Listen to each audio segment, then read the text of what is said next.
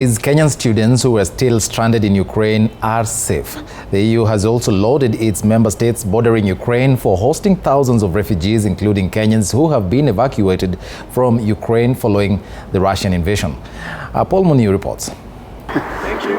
According to the European Union, thousands of refugees, including 88 Kenyans, have crossed the Polish-Ukrainian border since the Russian aggression on Ukraine started. They are assisting the people fleeing unjust war in Ukraine into their countries, that they are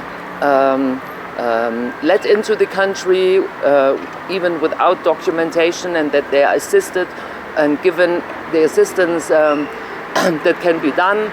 Amongst those few hundreds of people who have fled to Ukraine already to European member states, many of them were Africans, and they were assisted in the same way as anybody else. The Poland, Slovakia, Hungary and Romania EU member states had immediately identified a humanitarian crisis that was urgent by lifting restrictions to enter their territories. The Ukrainian border guards, in cooperation with colleagues from neighboring EU countries and Moldova, are doing everything possible to speed up the passage of all citizens from Ukraine and have never created obstacles that would hinder this. Between the 24th of February, when the invasion started, and the 28th of February, more than 350,000 persons had crossed to Poland. Among them, 7,721 were Africans, including 88 Kenyans. Slovakia, on the other hand, has opened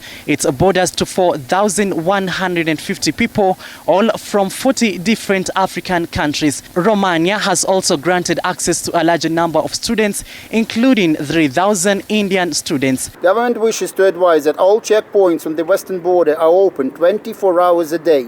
Checks and checks-in operations have been simplified as much as possible, and the list of necessary documents has been minimized.